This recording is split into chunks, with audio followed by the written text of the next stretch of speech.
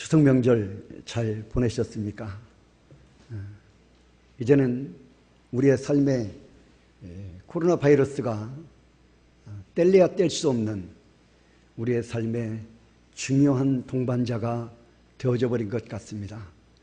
명절이고 또 우리의 일상의 삶을 살아가는 모든 이런 삶의 영역에 코로나 바이러스가 우리와 함께하고 있다는 사실을 이번 명절에도 우리가 이렇게 또 다시금 새삼스럽게 느껴보는 그런 시간이 아니었나 생각되어집니다. 건강하게 안전하게 행복한 여정들을 잘 마치고 돌아오셨으리라 생각되어져서 여러분들을 뵙는 저의 마음이 참으로 기쁘고 감사합니다. 성도 여러분, 염려했던 태풍도 지나가고 이제 하늘은 높아졌습니다. 가을을 느끼기에 충분한데 결실의 계절, 풍요의 계절, 가을을 맞이하는 우리의 마음이 결코 평안치 못한 것은 무엇 때문일까?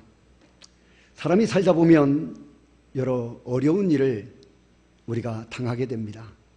그런 일이 어려움 없이 정말 우리가 순풍에 돛을 단 듯 항해하는 그런 인생의 삶을 우리가 꿈꾸지만 누구도 어느 한 사람도 고난이나 환난과 시험과 어려움을 겪지 않고 살아가는 인생은 아무도 없다는 것입니다. 그런데 우리가 이런 어려움을 당하다 보면 믿음이 없을 때는 어려움이 없더니 믿음에 열심을 내면 어려움이 찾아온다. 우리 그런 거 있지 않습니까?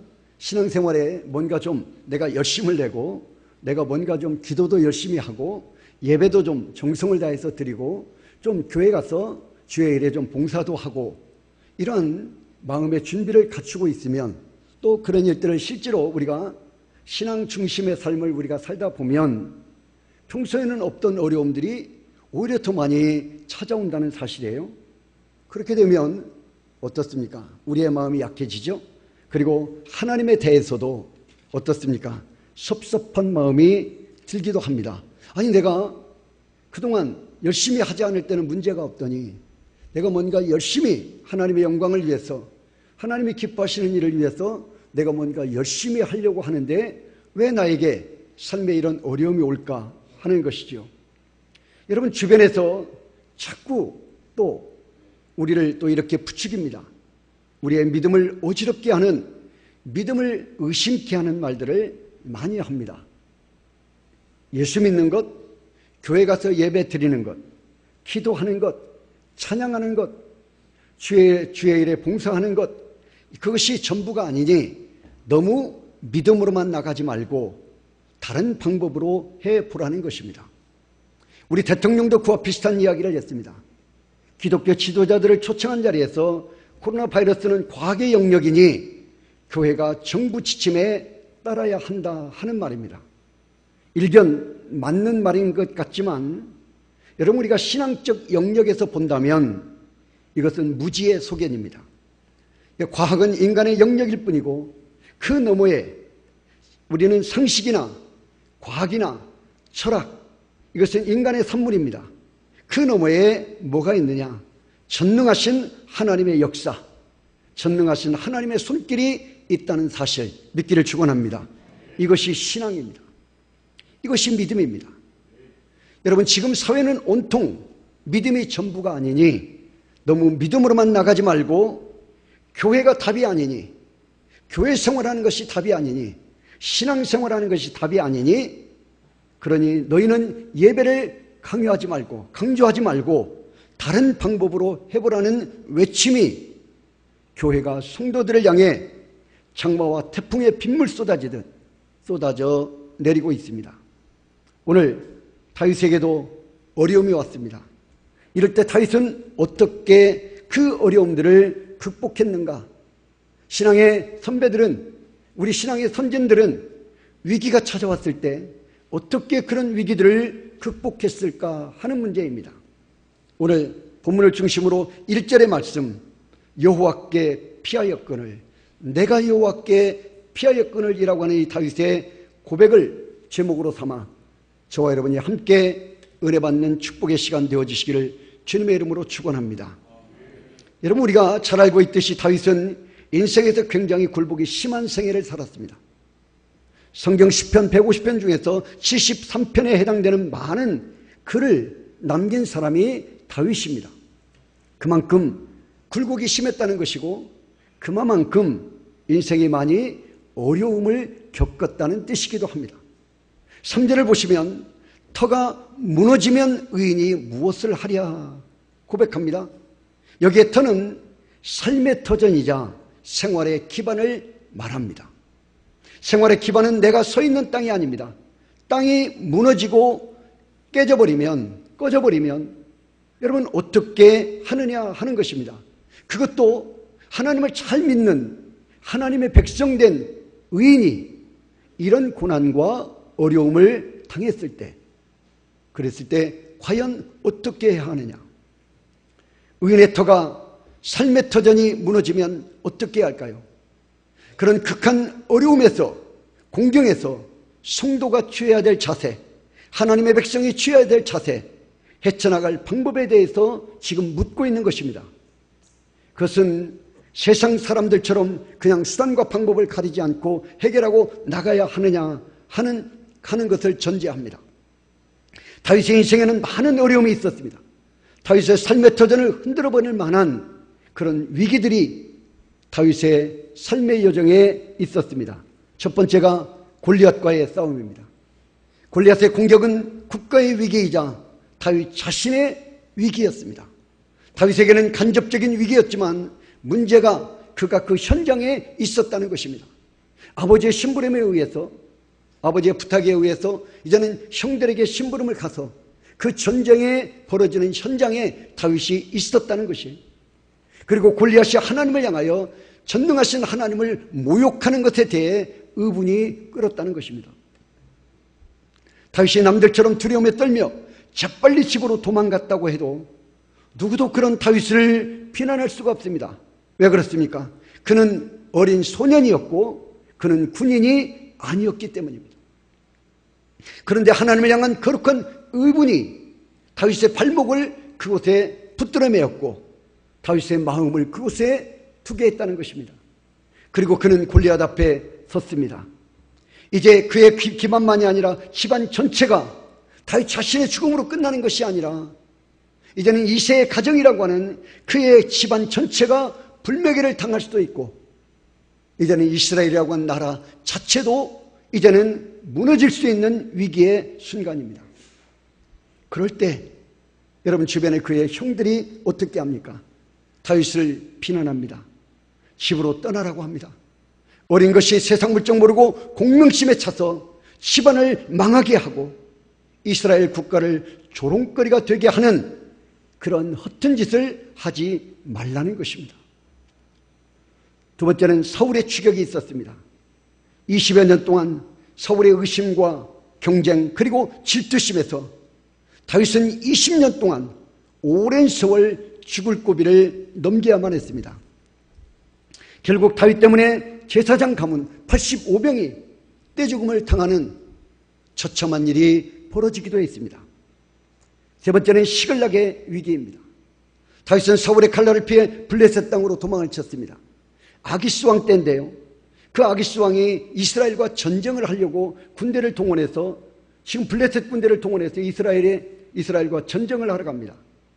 다윗도 지금 블레셋에 숨어 있었기 때문에 어쩔 수 없이 그 전쟁에 동참하여 자기의 동족인 이스라엘과 전쟁을 하려고 나가고 있었습니다. 여러분 그때 결국은 어떻게 됩니까? 그 아기스 왕의 신하들이 다윗은 이스라엘 사람이니 다윗을 데리고 간다면 다윗이 이스라엘 사람들과 한편이 되어져서 결국은 우리를 칠 것이니 다윗은 그 전쟁에 참여시켜서는 안 된다 하는 그 신하들의 조언이 아기스 왕에게 들려집니다. 그러자 아기스 왕이 이제는 다윗을 빼어놓고 간다. 일정 어느 정도 따라갔다가 다윗이 다시 돌아와 보니 시글락이라고 하는 자신들이 머물렀던 땅으로 다시 돌아왔더니 아말렉 부족이 침략을 해서 마을을 완전히 불태우고 어떻게 합니까? 그에 남아있었던 여인들, 그리고 어린 아이들, 그리고 노인들, 이런 모든 다윗의 가족들, 다윗과 함께했던 그런 부하들의 모든 가족들을 다 노예와 종으로 붙잡아가 버리고 모든 재산을 다 빼앗아가 버렸습니다. 그때 다윗과 함께했던 용사들은 지금까지의 은혜도 몰라보고 다윗을 돌로 쳐 죽이려고 했다. 이것이 위기였습니다. 네 번째는 가장 다윗에게 아픈 위기입니다. 바로 아들 압살롬의 반역입니다. 다윗의 인생 가운데 가장 불미스럽고 비참한 모습은 아들의 반역으로 왕궁을 떠나 도망가던 시절입니다. 다른 사람도 아닌 아들의 반역입니다. 아들은 왕의 후궁을 백성들이 보는 앞에서 욕을 보이고, 그리고 아버지 다윗의 명예와 인격과 왕권을 모두 짓밟았습니다. 얼마나 창피하고 치욕적인 일이겠습니까? 다윗은 이처럼 인생에서 이런 위기를 여러 차례 수없이 당하고 또 당했다는 것입니다. 다윗의 생애는 여러분 우리의 역사입니다. 성도 여러분, 우리도 인생을 살면서 이런 다양한 유의 위기를 만나게 된다는 것입니다. 어떤 사람은 경제적으로 위기를 당하고, 어떤 사람은 인격적으로, 어떤 사람은 건강으로, 질병 때문에, 어떤 사람은 자녀들의 문제로, 어떤 사람들은 직장의 문제로, 어떤 사람은 사업장의 문제로, 어떤 사람들은 장마나 태풍이나 코로나 바이러스, 우리가 힘으로 감당해낼 수 없는, 인간의 힘으로 감당해낼 수 없는 자연적인 재앙, 이런 여러 가지 안팎의 고난들이 우리에게 찾아온다는 것입니다. 과연 이런 위기를 어떻게 넘어야 할까 하는 것입니다. 다윗의 터가 무너졌다 고백합니다. 여러분, 여기서 다윗의 터는 국가의 기강, 곧 법률과 질서를 말합니다. 국가의 법률과 질서가 완전히 무너졌다. 아무래도 이 고백은 다윗이 아들 압살롬의 반역 앞에 서 있는 우스운 모양새가 되어버린 자신의 모습을 비교하는 말입니다. 그래서 다윗의 주변 친구들은 대적의 음모로 위기에 처해 있다고 하면서 이렇게 다윗에게 조언합니다. 다윗아, 너 지금 이 위기를 너가 극복할 수 있는 방법은 딱 한 가지밖에 없다. 어디에 있습니까? 1절입니다. 우리 한번 1절로 갑니다. 너희가 시작. 너희가 내 영혼에게 새같이 내 산으로 도망하라 함은 어찌함인가. 아멘. 그 친구들이, 다윗의 주변에 있는 친구들이 이 위기를 극복할 수 있는 방법을 조언을 했는데, 그게 뭐냐? 새같이 산으로 도망하라. 새같이 산으로 도망하라. 친구들의 이 조언은 당시의 상황이 다윗에게 얼마나 긴박했고, 그리고 다른 방법이 없었기 때문에 이것이야말로 가장 좋은 방법이고, 그리고 가장 지혜로운 방법이라는 것입니다. 명분이고 뭐고 가리지 말고 일단은 빨리 도망가라. 빨리 도망가서 생명을 너가 지켜내야 되지 않느냐 하는 것이에요. 왜 산으로 가라고 합니까? 여러분, 이 팔레스틴의 산에는 이 적들을 피할 수 있는 안전한 자연 동물들이 많이 있었습니다. 그래서 친구들은 산으로 피신하라고 조언한 것입니다. 그곳에 가면 동굴이 있어서 그 동굴에 너의 몸을 숨기면 아들 압살롬의 그런 부하들이 절대 너를 찾을 수 없고, 그래서 너가 생명을 유지할 수가 있다. 생명을 지켜낼 수가 있다. 그러니 빨리 새처럼 날아서 산으로 도망가라. 산으로 도망가라. 여러분, 여기서 산은 다윗에게는 단어 그대로 산이지만 다른 경우에는 감정이고 체면이고 자존심이고 왕의 권위 등을 말합니다. 예를 든다면 나단 선지자가 밧세바의 일로 비난을 했을 때 주변 신하들에게 조언을 구했다면, 아니, 신하가 감히 왕에게 책망을 하다니 어떻게 왕을 책망하느냐, 그런 건방진 놈은 한 칼에 베어버려야 한다 하고, 그래야만 백성들에게 기강이 서고 왕의 채통이 설 것이라고 조언할 수도 있다는 것입니다. 산으로 도망하라. 이 조언도 인간적 감정으로 같은 조언입니다. 충분히 할 수 있는 조언입니다. 이때 다윗은 어떻게 했으며 사울 왕은 어떻게 했습니까? 여러분, 우리가 잘 아는 사울, 블레셋의 공격을 당했습니다. 이 블레셋이 쳐들어왔을 때 어떻게 합니까? 그의 주변에서, 내면에서 산으로 피하라고 이제는 자꾸만 조언을 합니다. 사울에게 산은 무엇입니까? 신접한 여인을 찾는 것입니다. 그래서 그는 너무나 다급한 나머지 신접한 여인에게 죽은 사무엘을 불러올립니다. 그래서 그와 접신하게 해달라고 요청을 한 것을 우리가 볼 수 있게 됩니다. 여러분, 그건 신정국가의 통치권자 이스라엘 왕이 할 일이 아닙니다. 하나님의 백성이 선택할 방법이 아니라는 것입니다. 하나님의 백성이 선택할 수단이 결코 되어서는 안 된다는 것입니다. 그런데 사울왕은 신접한 여인을 불러 신접한 여인을 통하여 이제는 죽은 사무엘을 불러 그와 접선하는 것을 그는 위기 탈출에 위기를 극복하는 방법으로 그가 택했다는 것입니다. 여러분, 그렇다면 비교하여 다윗왕은 어떻습니까? 다윗은 금급한 중에 어떤 자세를 보입니까? 사무엘상 30장 6절입니다. 우리 한번 다 같이 읽어봅니다. 백성들이 시작. 백성들이 자녀들 때문에 마음이 슬퍼서 다윗을 돌로 치자 하니 다윗이 크게 다급하였으나 그의 하나님 여호와를 힘입고 용기를 얻었더라. 아멘. 그렇습니다. 다윗은 여호와께 피했다. 오직 여호와께 살 길을 맡겼습니다.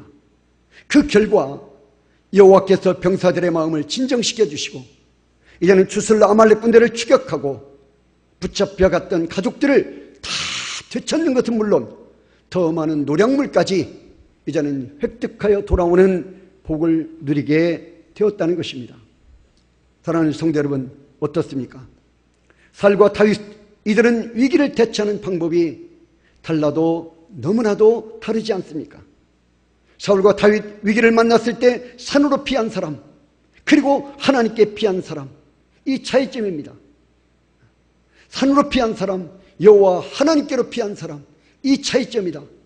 우리는 사울의 방식이 아닌 다윗의 방식, 다시 말하면 여호와 하나님께로 피하는 방식, 이것을 따라 살아가는 자들인 줄로 믿습니다. 그것이 하나님 백성의 삶의 축복의 공식이기 때문입니다. 여러분, 근본 국가적, 개인적 위기를 통해 우리는 이 교훈을 분명히 깨달아야만 합니다. 다윗은 어떻게 이런 위경 가운데서도 당장 눈앞에 보이는 숨을 산을 놔두고 여호와께로 피할 수가 있었을까 하는 것입니다. 그것은 하나님에 대한 믿음이 어떤 상황의 변화에도 흔들리지 않았기 때문이다. 하나님 중심의 삶을 포기하지 않았다. 위기 가운데서 하나님 중심의 삶을, 하나님 붙잡는 삶을, 하나님만을 의지하는 삶을, 여호와 하나님만을 바라보는 삶을 오히려 위기 가운데서 더욱더 강하게 드러냈기 때문이다. 성도 여러분, 하나님은 온 세상을 관할하시며 통치하시며 보응하시는 분이십니다. 믿음의 아멘 하시기 바랍니다. 여호와는 의인을 보호해 주시고 악인들을 미워하시는 분이시다. 오늘 4절 5절 6절에 증언하고 있습니다. 여기에서 의인이 누굽니까? 여호와 하나님께로 피하는 자입니다. 악인은 누구입니까? 바로 여호와 하나님을 거부하고 인간적인 세상의 방법을 쫓아 살아가는 자들입니다. 하나님의 미움의 대상이 되면 망하는 길밖에 없는 것입니다. 그렇습니다. 하나님은 의로운 분이시기에 의로운 일을 기뻐하십니다. 선한 행실을 행한 자를 하나님은 사랑하십니다. 그러기에 정직한 자, 의인들, 종국적으로 하나님의 얼굴을 뵙는 복을 누리게 되는 것입니다. 위기 중에서 하나님의 구원을 받고 하나님의 안전한 보호를 받게 된다는 것입니다. 이런 믿음과 소망이 있었기에 다윗은 위기 중에도 산으로 피하지 않고 여호와께 피하고 있는 것입니다. 오늘 또 우리가 어려움을 당하면 다윗 주변에서 들렸던 이런 말들이 들리게 마련입니다. 오늘 1절의 말씀처럼 너희가 내 영혼에게 산으로 도망하라 하면 어찌하는가. 주변에서 산으로 도망하라, 산으로 도망가라. 더 이상 하나님 신뢰하지 말라는 것입니다. 이렇게 어려운데 무슨 믿음이며 무슨 주일 성수며 무슨 11조며 무슨 기도며 무슨 찬양이냐, 무슨 주님 앞에 교회에 나가서 봉사하고 헌신하고 충성하느냐, 내 분수를 알라는 것입니다. 너 믿음을 가져서 덕본 것이 무엇이냐, 교회에 다녀 무슨 유익을 얻었느냐, 믿음을 버리고 새들처럼 화들짝 산으로 날아가라. 그래서 산에 가서 피해라. 믿음을 버리라는 것입니다. 그리고 세상을 붙잡으라는 것입니다. 여러분 욥기서 보십시오. 욥기서에는 자식을 지켜주지 않는 하나님, 재산을 지켜줄 수 없는 하나님, 명예도 지켜주지 못하는 하나님, 질병으로부터 보호해주지 않는 하나님, 그 하나님을 버리라는 것입니다. 그러나 욥은 그들의 비판과 그들의 그런 주장을 단호히 거절합니다. 욥기서 27장 5절입니다. 우리 한번 다 같이 읽어봅니다. 시작. 내가 죽기 전에는 나의 온전함을 버리지 아니할 것이라. 할렐루야. 내가 죽기 전에는 나의 온전함. 여러분 여기 온전함이라는 말은 순전함이라는 뜻입니다. 나는 순전한 믿음을 버리지 않겠다. 나는 어떤 경우에도 나는 순전한 믿음을 절대 버리지 않겠다. 죽기 전에는 내가 이 땅에 호흡하며 살아있는 날 동안은 여호와 신앙을 나는 버리지 않겠다 하는 고백입니다. 믿음의 길에서 세상이 원하고 요구하는 덕을 아직 본 것은 없고, 하나님께서 내 자식들, 내 재산들, 내 육신, 나의 명예를 다 지켜주지 못했어도 나는 하나님을 향한 순전함을 버리지 않겠다. 하나님을 향한 일편단심 믿음을 버리지 않겠다고 하는 고백입니다. 아직은 여러분 내 인생에 하나님의 축복이 찾아오지 않았어도 나는 믿음을 버리지 않겠다. 어떤 사람들이 간증하는 것처럼 사업이 잘 되고 그래서 물질적인 몇십 배 복을 받고 이런 결과들이 나에게 없다 할지라도 그래도 나는 나의 믿음을 버리지 않겠다. 순전한 믿음 때문에 지금은 아내도 떠나고 친구들도 떠나고 아직은 육체적인 치료와 회복이 응답되지 못해도 그래도 나는 하나님을 떠나지 않겠다. 이게 욥의 신앙 고백이자 의지입니다. 제가 이렇게 투병 생활을 해보니까 지금도 가끔 그런 전화가 올 때가 있습니다. 가급적이면 그래서 저는 웬만하면 이렇게 통화를 안 하고 전화를 웬만하면 받지 않습니다. 맨 처음에 제가 이렇게 암에 걸렸다 하는 소식이 주로 목사님들을 통해서 이렇게 나가게 되죠. 그랬더니 어떤 분이 저에게 전화를 해왔어요. 그래서 그분은 산삼을 저에게 소개를 했습니다. 산삼 먹으면 이거 먹고 세 사람이 나았다. 그러니 산삼을 먹으면 나을 수 있습니다. 그러면서 항암도 하지 마라, 방사선도 하지 마라. 그거는 사람을 죽이는 것이다. 절대 그거 하면 오히려 그 치료 받으면 오히려 사람을 더 죽이는 것이니까, 더 사람을 해치는 것이니까 그거 치료하지 말고 그 산삼, 내가 소개하는 산삼 세 뿌리만 먹으면 이거 먹으면 다 치료가 될 수 있다. 산삼을 소개하더라고요. 또 조금 있으니까 어떤 분이 제 후배인데요. 그분도 목사입니다. 저 전라남도 고흥 저쪽에 시골에 있는데 자신이 무슨 특허를 내서 해초를 통해서 이렇게 피를 잘 이렇게 활성화시켜주는 그런 제품을 만들어서 보급을 하고 있는데 이게 목사님에게 딱 맞는 겁니다. 그러니 목사님 이걸 드시면 이게 다 치료가 됩니다. 그러면서 그분도 똑같이 항암도 하지 말고 방사선 절대 하지 마라. 그는 사람을 죽이는 것이다. 그러니 이거 먹으면 낫습니다. 그 뒤로 계속해서 이런 약 저런 약 이런 약 저런 약 지금도 가끔 전화가 올 때가 있습니다. 그래서 절대 병원 가서 항암하고 그 다음에 방사선 치료하면 그는 사람을 죽이는 것이니 절대 그거 하지 말고 제가 소개하는 이 약을, 이 제품을 먹으면 치료가 됩니다 하는 것이었어요. 여러분들 같으면 어떠시겠습니까? 처음에는요, 귀가 솔깃해집니다. 지금도 귀가 솔깃해집니다. 지금도. 그래?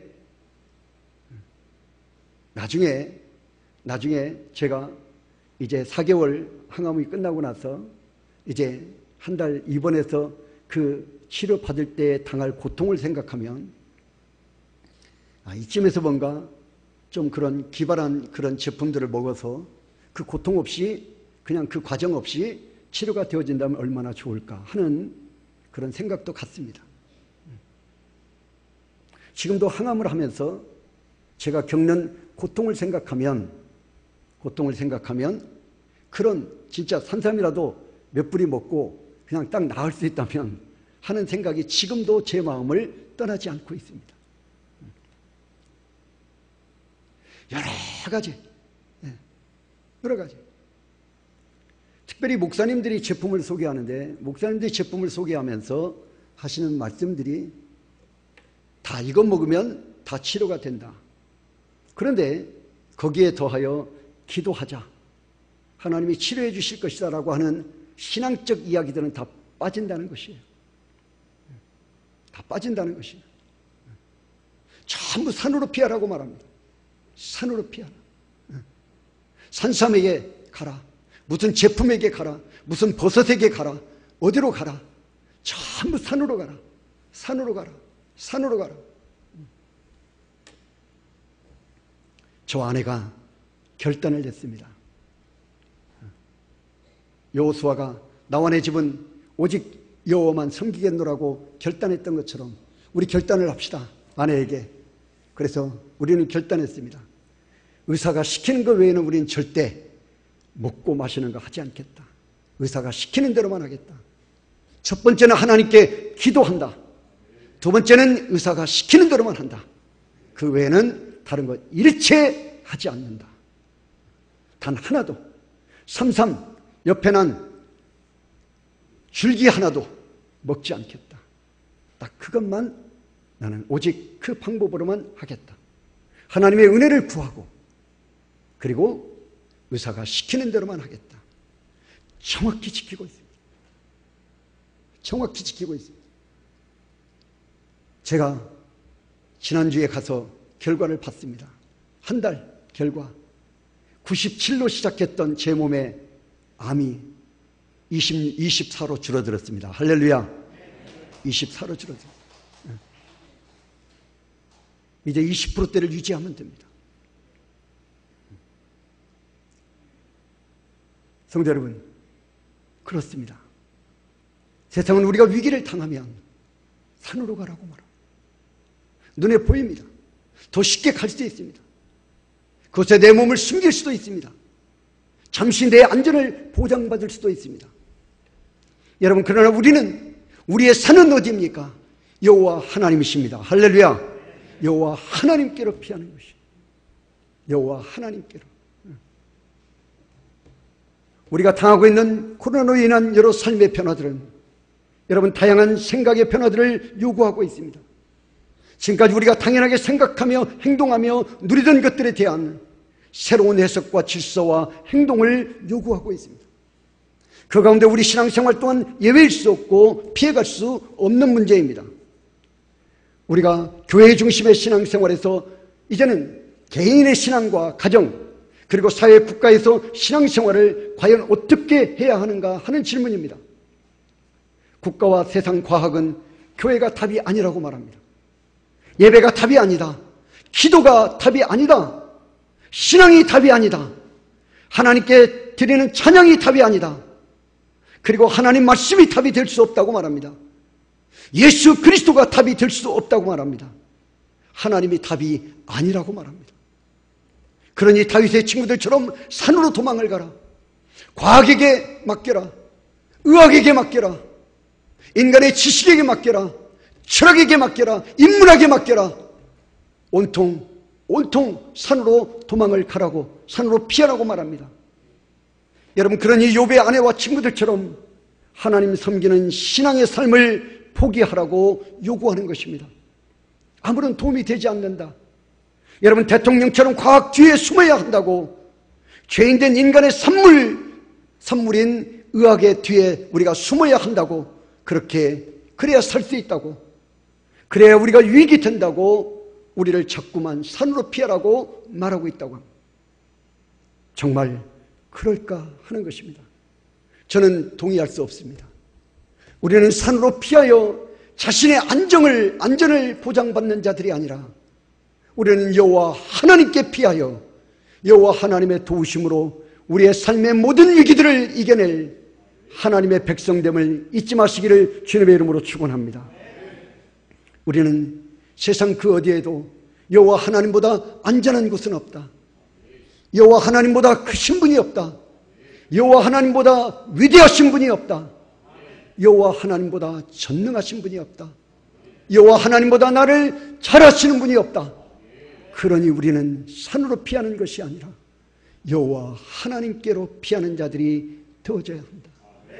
예배를 통하여, 기도를 통하여, 찬양을 통하여, 하나님 살아계신 말씀을 통하여, 성령님의 역사하시는 능력을 의지하여 우리는 하나님께로 피하는 자들이다.